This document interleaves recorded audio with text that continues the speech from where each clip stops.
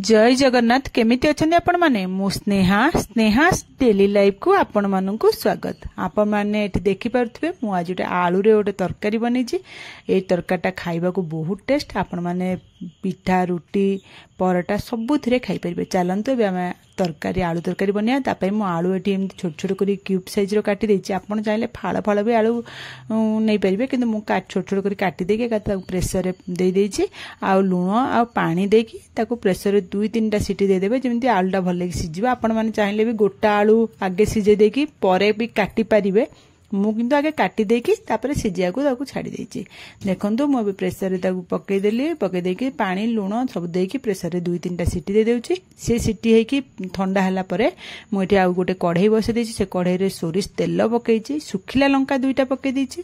तापर जीरा टिके पकैछि। जीराटा फुटी गला परे पंच फुटण टिके पकै दिछि। पंच फुटणटा फुटी गला परे गोटे पियाज को छोट छोट करी काटि के रखिथिले टिक टिक करके से पियाजटा को मोटी पकै देई ताकू भाजी दबा। बेसी ताकू भाजीबेनी जेमति पियाज हल्का लाल कलर पळे आसीबो सेतिकी भाजीबा। तापर सेतिकी बेले आमे कोन करना 2-3टा कंचा लंका को छोट छोट करी काटि रखितबा। से कंचा लंका को पकै देकी आ गोटे मिनिट तक एंदी गोली के भाजी दबा। कंचा लंका जेमति माने बास्ना तार भल्ला आसीबो कंचा लंका फ्लेवर पळे आसला बंद भाजी गोटे मिनिट गोली देला परे आमे दादरे अदा रसुण छेची की मोठी रखितली अल्प टिके आपण मानक हिसाब रे आपण मान देबे। मोठी गोटे रसुण आ गोटे इंच अदा को छेची की रखितली ताको पकै देकी ए अदा रसुणटा को लो फ्लेम गैस एबे कर देबे। हाई बिल्कुल करिवेनी।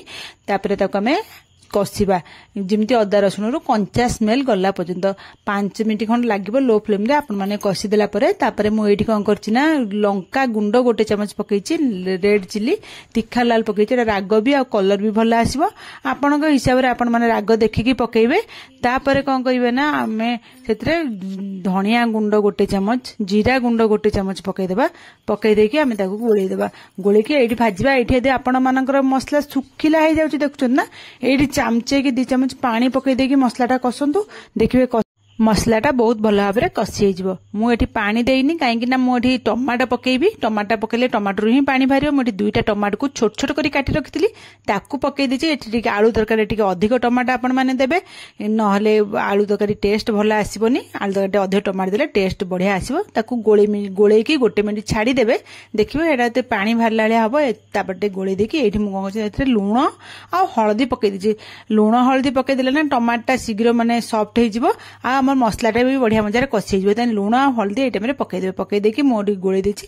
आउ तापरे कोन कर छाड़ी देछि गोटे मिनिट। देखन देबे मसला बढ़िया मजार कषि आइछि। देखन केमती टमाटोडा पूरा सिझी जाइछि। मु ताको चामच रे एमती दाबी के आपण मानु देखै दे। एमती दाबी भी देबे आपण माने दाबी देले टमाटा भले की मिसी जिवो।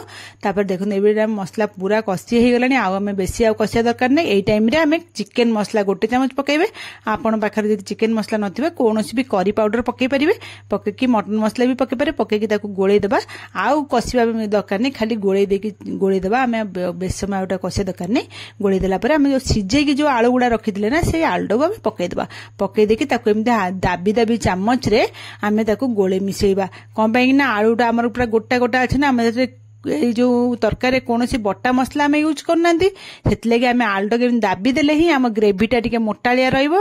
आ खाइबा को मध्य बढ़िया लागिबो। नहले ग्रेवी अलगा आलू अलगा देखा जिवो। हेते एमती दाबी दाबी देबे चामच रे। दाबी दाबी देकी ताको गोळै की एठी 5 मिनिट खंड लो फ्लेम गैस रखिकी आपण माने टिके कषि देबे। 5 मिनिट खंड न कषिले हमरे मसला और आलू रो फ्लेवरटा बढ़िया मजे बढ़िया आसी जिवो। न कषिले भलो लागिबोनी। हेते 5 मिनिट ताको कषि देबे। एई तरकारीटा ना खाइबा को बहुत बढ़िया लगे। आपण माने ए स्टाइल ही तैयारी करंतु। मु जेमती बतैली देखिबे बहुत बढ़िया लगे। समस्त भल पाइबे खाइबा पे। तापर हमर देखंतु 5 मिनिट हे गलानी। एबे कसा हमर आउ कसिया दरकार नै। एठी मु मटर सिझाई की रखितले अल्प टिके मटर पकै देके एठी गोळै की ताको कसिबा। आपण बान पाखरे यदि ग्रीन मटर थिबो ना एठी ग्रीन मटर ही ऐड करिवे। मोर पाखरे ग्रीन मटर नथले बोली कि मु केवल नॉर्मल मटर अल्प 2 मिठा खंड ताको एमदी प्रेशर रे गोटे 2टा सीटी दे देके ताको सिझे देथिली। तापर सेटा पकै देली। पकै की ताको गोळै देला परे आमे कोन करना आउ आको कषेबा दरकार नै। एठी गरम पानी रखिथिबे। गरम पानी देले तरकारी हमर शीघ्र भी हेजिबो। आ टेस्ट भी बढ़िया लागियो। गरम पानी देके ताको गोळै देबे। जेमिति तरकारी फुटिबा आरंभ हबो आमे ताको घोड़ै देबा। घोड़ै देके एठी 5 मिनिट भल लेके ताको फुटै देबा। मीडियम फ्लेम करके 5 मिनिट फुटै देबे। देखंतु 5 मिनिट हे गलानी। एबे हमर तरकारी भी पूरा रेडी हे गलानी। एबे आउ माने आउ खाली गोटे मु सीक्रेट मसला पकेबे आपण मानकु देखौची। देखंतु एई मसला हला मैगी मैजिक मसला। आपण माने ए मसलाटा केबे स्किप करिवेनी।